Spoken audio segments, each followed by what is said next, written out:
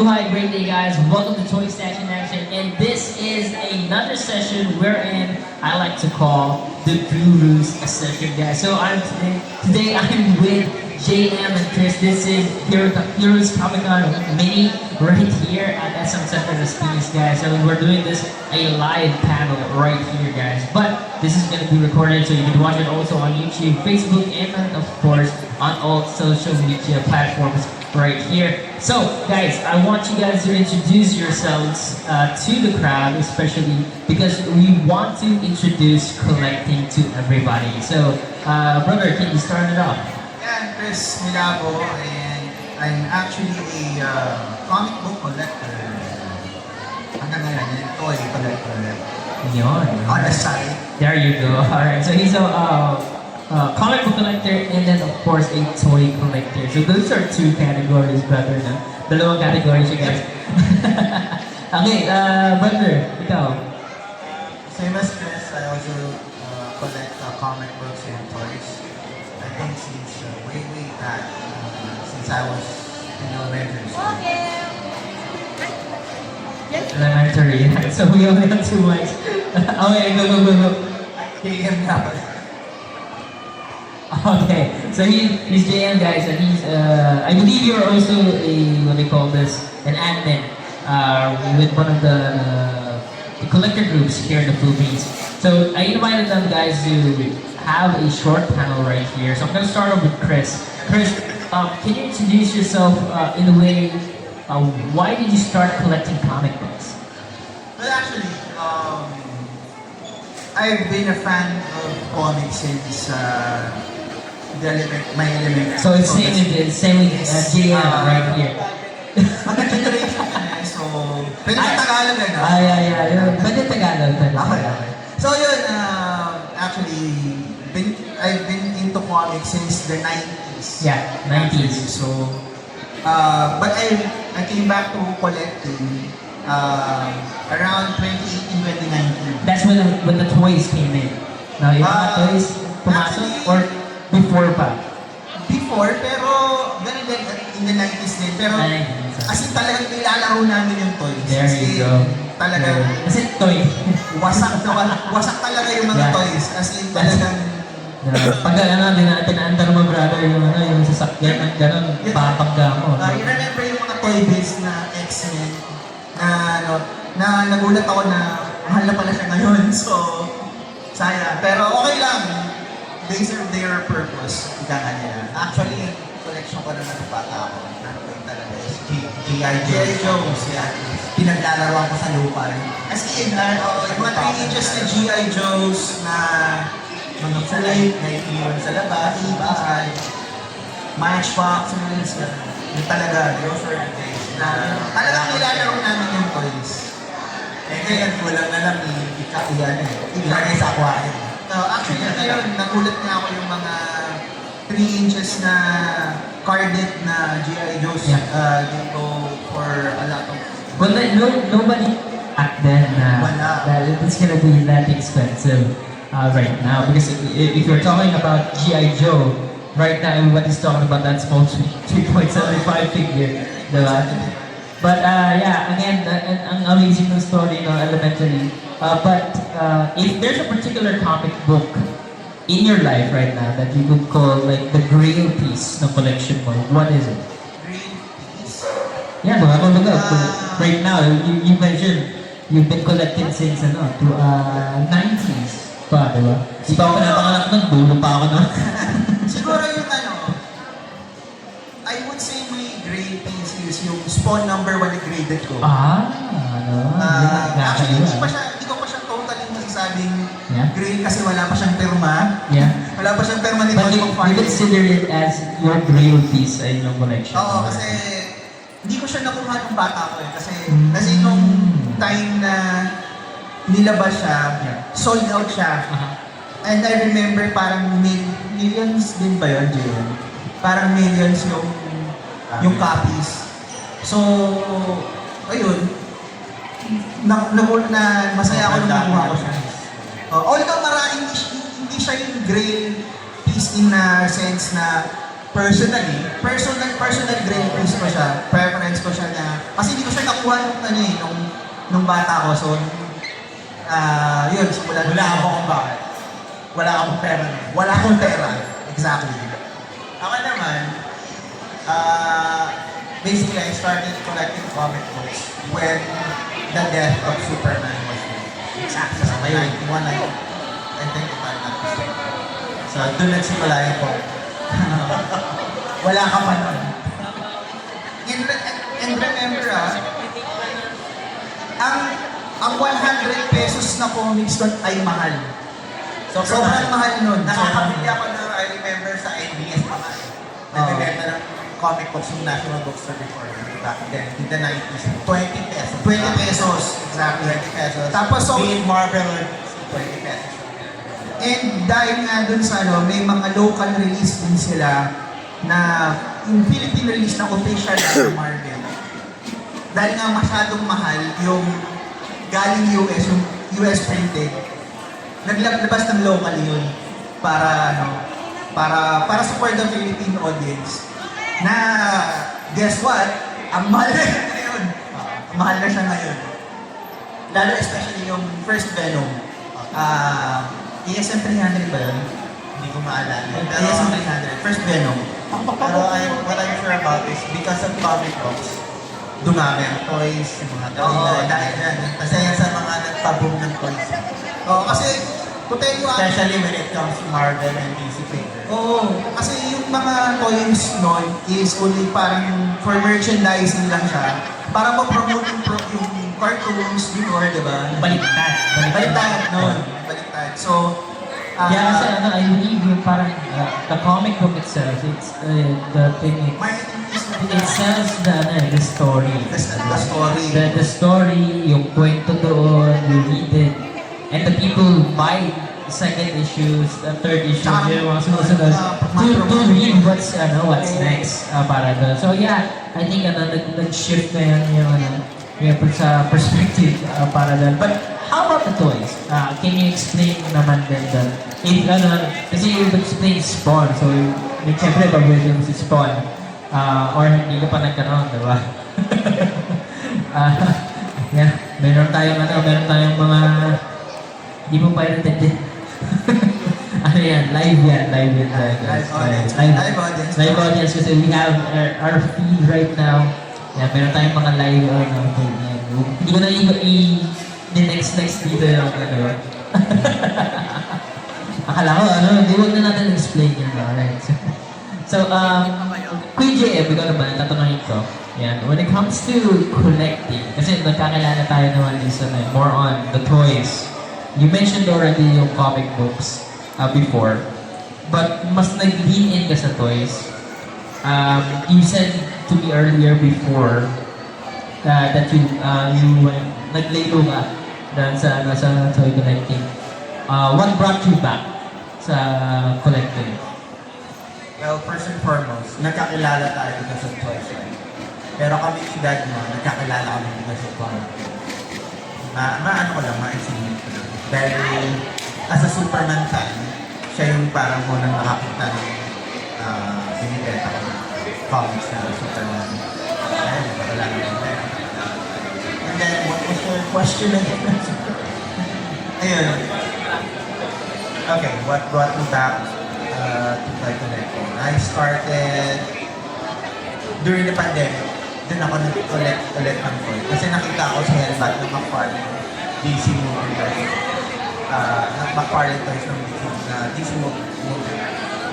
During my birthday, nag-check ako na, wala lang, dumaan sa news. Sabi ko, parang para sa akin to, parang ito na lang yung Hellbat. Yung Hellbat. Nung bumalik ako, sabi ko, okay ito gawin ko birthday gift to myself. Tapos from that, doon na lumabas yung nag-offspring na yung anak. Dumami na ng dumami. Yun ang nangyari. Yun ako pandemic. Alright, awesome.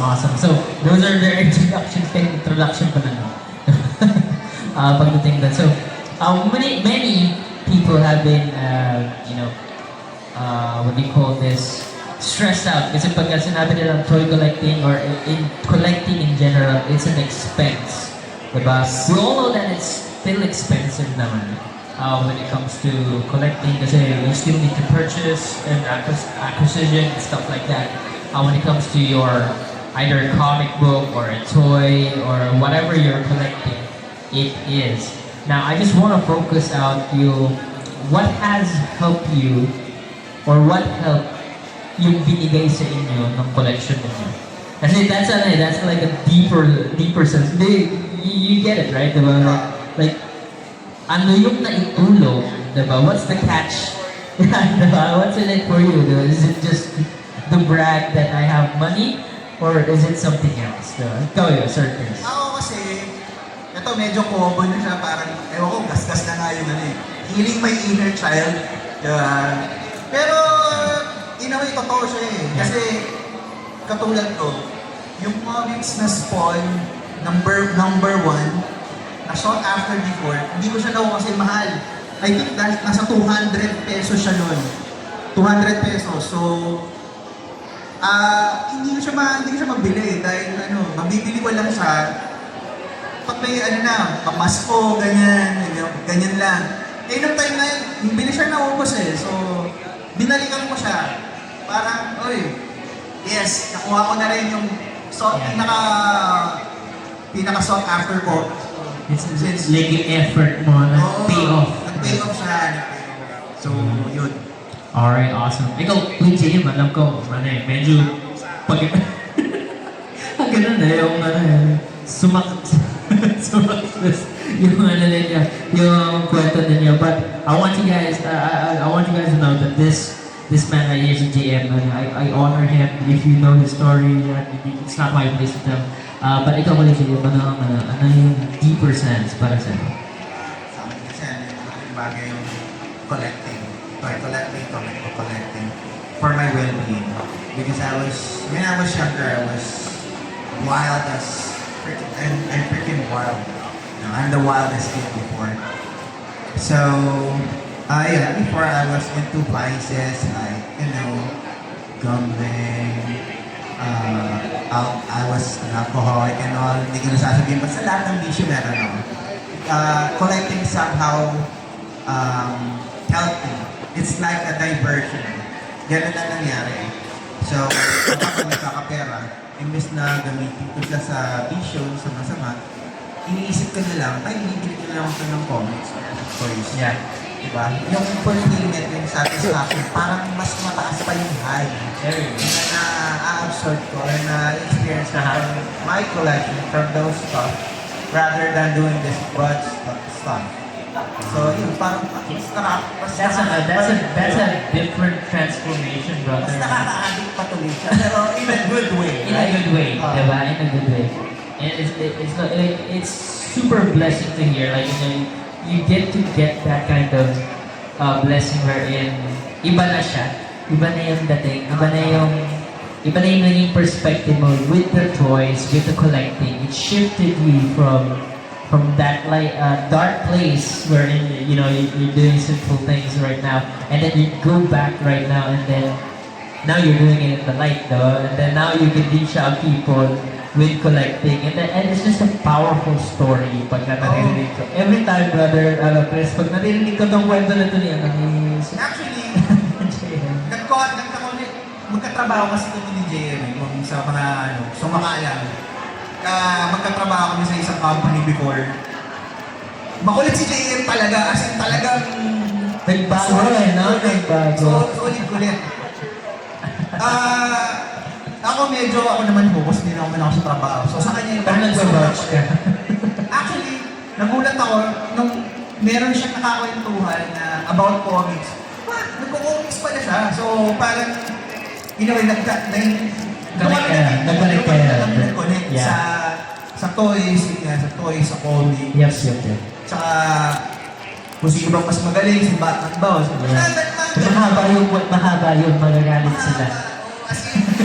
The fans of Batman and Superman will be fighting up right there on online comments. Ganun, doon kami nag-band before. Not today. See, there's Superman fans and then of course Batman fans around here. Oh, Wala pong magsusundukan mo na. Actually, doon kami nag-bond before. So, hanggang ngayon, tapos medyo natigilan ng pandemic, pero nagkasama na kami sa mga calls, nagugulat nga ako, magkasama na. Oo, doon kami nagkasama. Tapos, ito, kinontak niya ako to be a fan. So, yun. Dati, parang neto, nagkaroon ulit kami ng band because of yung ano namin, on what we had in common, like to geek out, pop culture, culture, kahit hindi na kami magkasama sa isang company. Oo, ano yun. Isa pa yun sa advantages or benefits ng collective. Itong hobby natin. Diba? Alam mo yung band natin hindi nawawala. Ngayon, friends. It's more on that community base. Now, Oh, okay. community base kasi it's a very healthy thing. You can only understand people that also go through it. The people that also go through the collective. Tsaka may nagulat na ako na yung community. Before, may naiisa yung hobby na...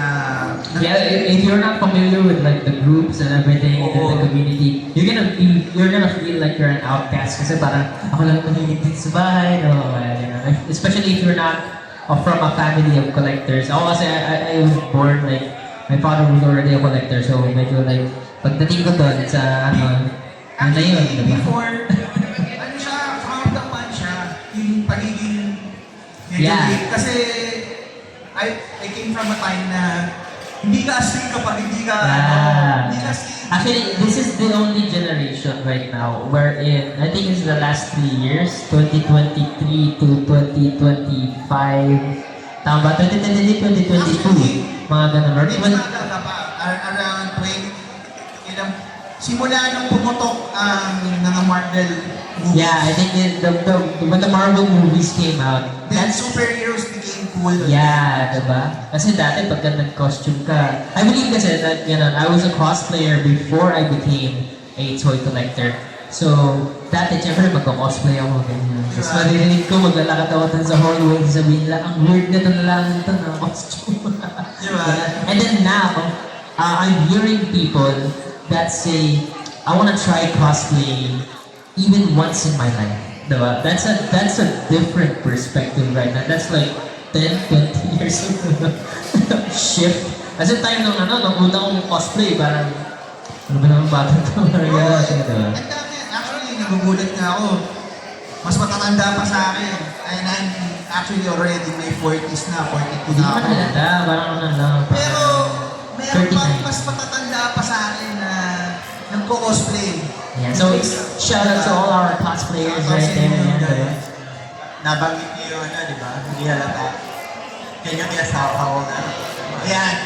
Isa pa pala yan sa benefits ng pagkakulit. Oo. Mahilig ka sa comic books saka sa laruan, syempre, hindi na yung spirit mo or your mental, pati yung physical. Imagine 47 years old na ako, di ba? Yeah, 40s na din. Because I'm into collecting. Sabi nila, Mukha kami marami 30 na. marami nagsasabi na, mukha ka ng 46.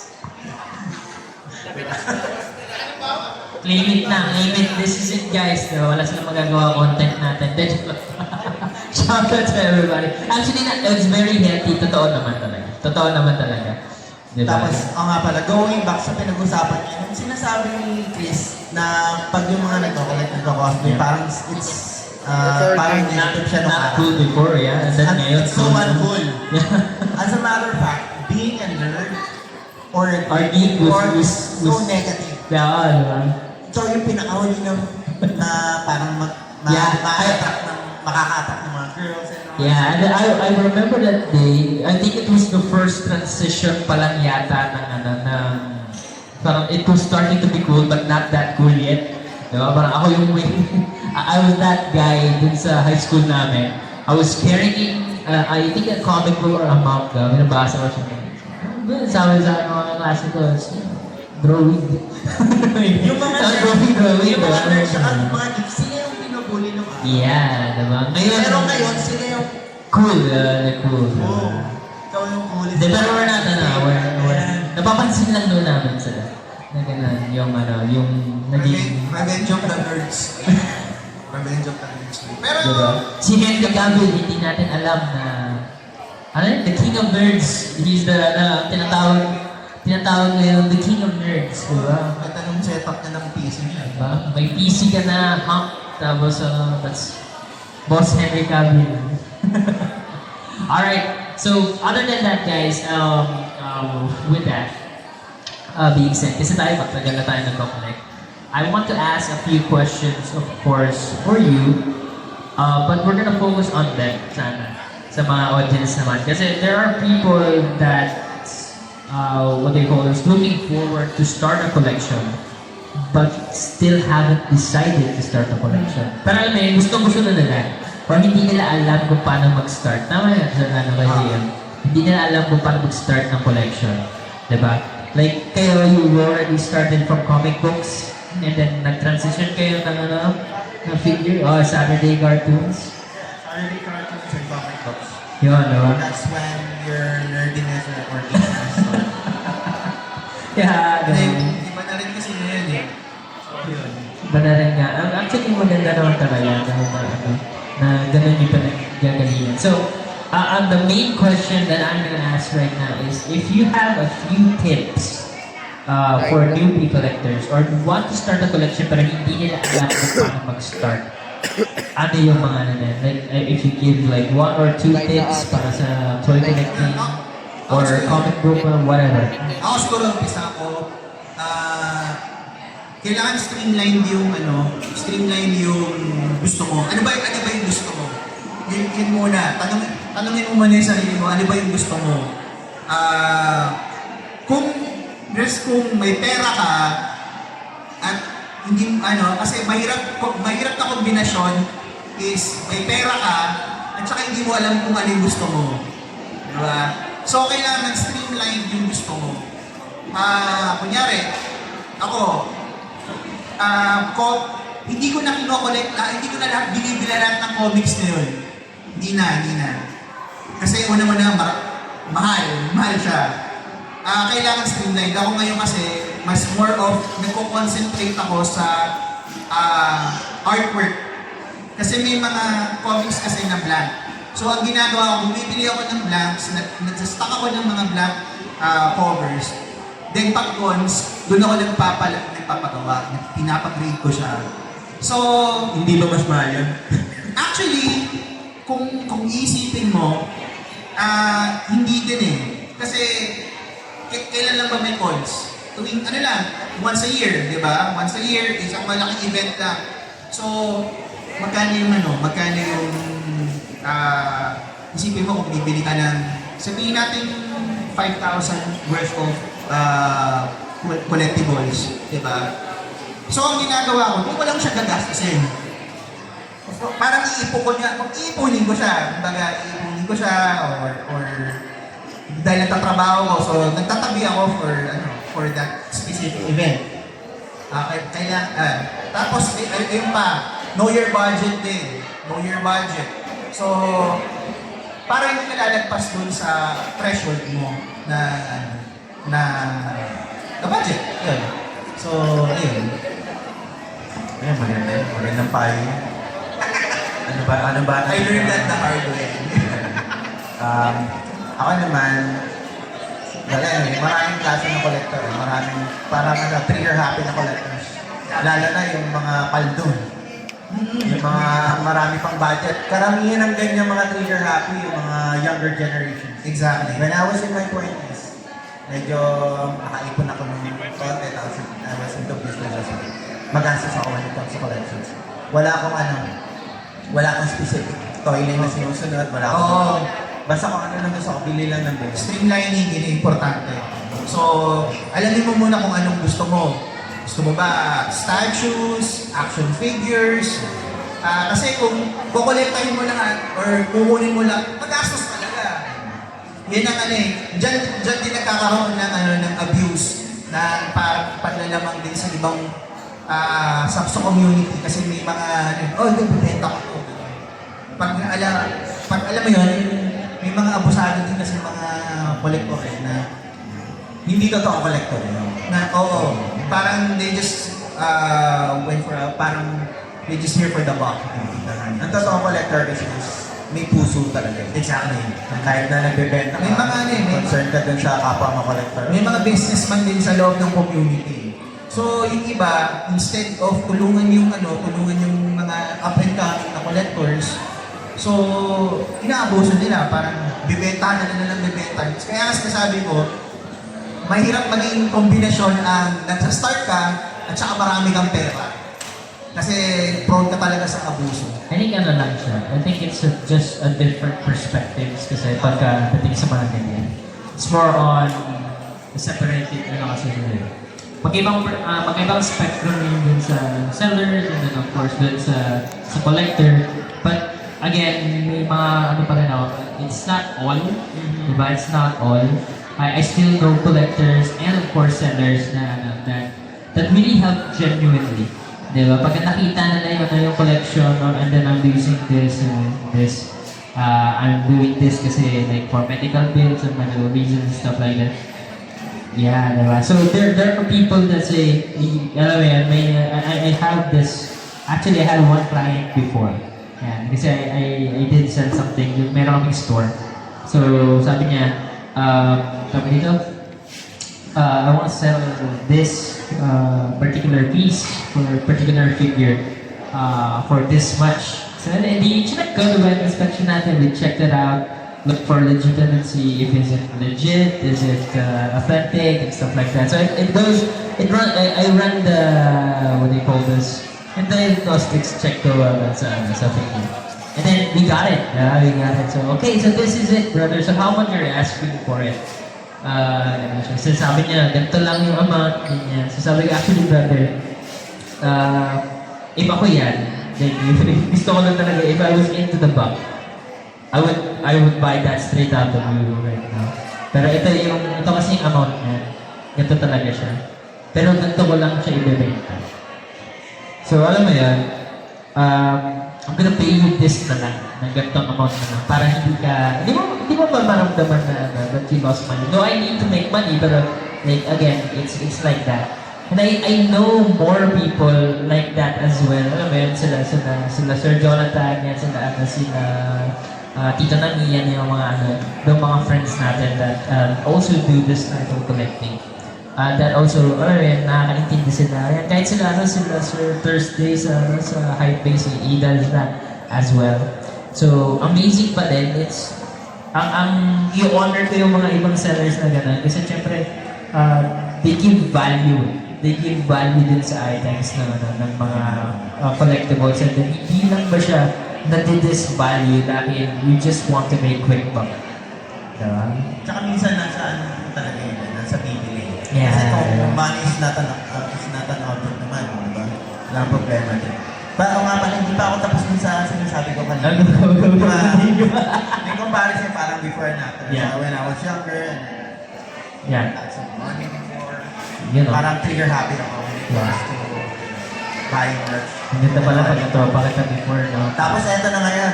Johnny. Eto na ngayon, medyo tumanda na. Ay, yun. Medyo naging limited na Hindi naman na dyan, hindi naman na dyan. Tapos isa yung dahil sa collecting. Yeah, diba? Ito na, medyo may mga anak na tayo. Yun. Control na yung budget. Shoutout sa kids. Hello guys. Magitin mo, yung mga na yun. Siguro isa-isa.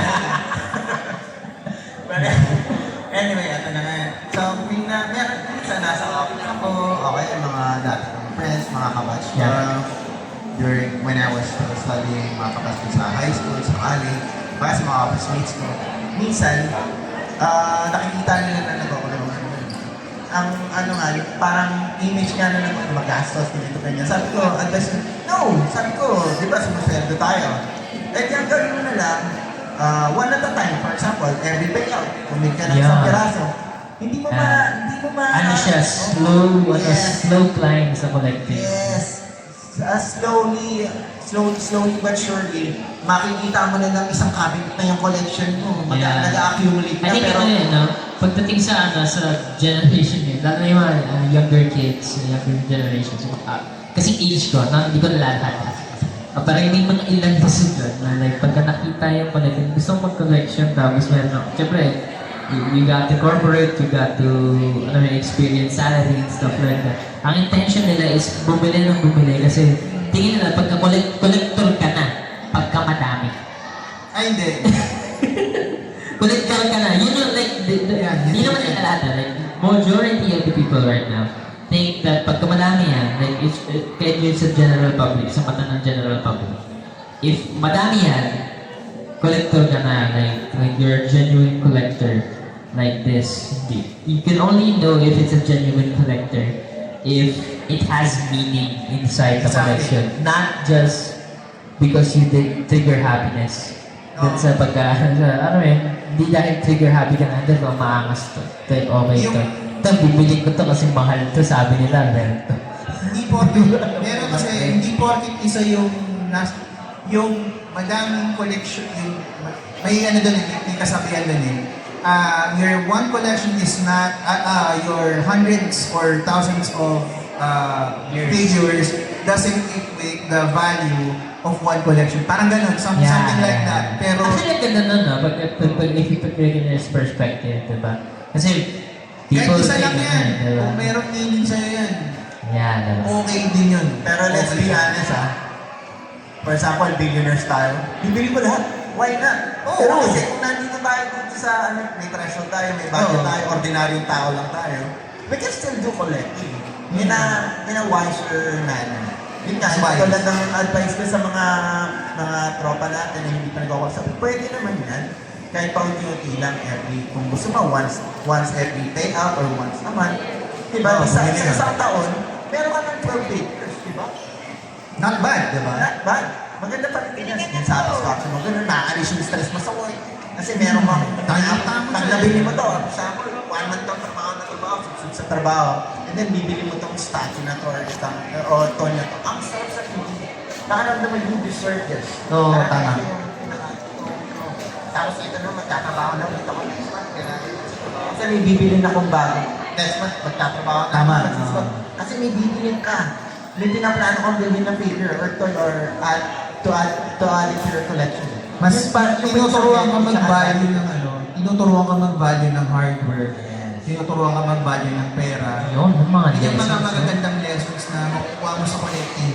In general. In general. Whether you're into toys, books, coins, statues. Tsaka ano guys, it's also, what do you call this? It's partly one of the investments ng mga collector. The net worth, diba, usually binibilang yun sa bilyonaryo o sa billionaire. Like, the net worth nito is 1.5 billion. Sa collector po is ganun din siya. So parang pagka kinumpute nyo po, pero hindi mo natin kukumputin kasi medyo pagka kinumpute po namin yun, the life choices. Diba? Actually sa comics, ang daming, kung bibili ka sa comics talagang, magkano ba siya sa, ngayon? Parang 350? Yung po, yung iba 300, 350, 250 up. If it's rare right now, it goes for, Pero in time, minsan thousands na yung iba, nag-depreciate in value. Minsan, 50 pesos na lang, magugulat Pero ka. that's the Pero okay lang, diba? appreciation and depreciation, guys, goes from rarity. Pero okay lang. Parang, ako kasi, hindi ko na siya may mga collectors kasi na gano'n, tinitignan siya in parang The values. yung value sense. But, Pero ako kasi, meaning naman, kasi, mas tinitignan ko siya, nasayahan ako dito. yeah. Parang, Actually, that's better kasi you're leaning into the meaning ng the entirety of it. So, yan. Hindi ko na ang ating haul right here, guys. But, again, thank you so much, Kuya Chris, and of course, Kuya JM, for joining us right here at Heroes Comic Con Mini. Hopefully, you drop by at the next Heroes events, guys, para may panel tayo. Yan, diba? Kahit wala tayong display, kahit art toys display, yung display, I still want us to maging part ng ating mga panel lines, panel lineup. So again, guys, thank you so much. Again, I'm Richard Dave from Toy Station Action. This is Chris and JM, and we're signing out.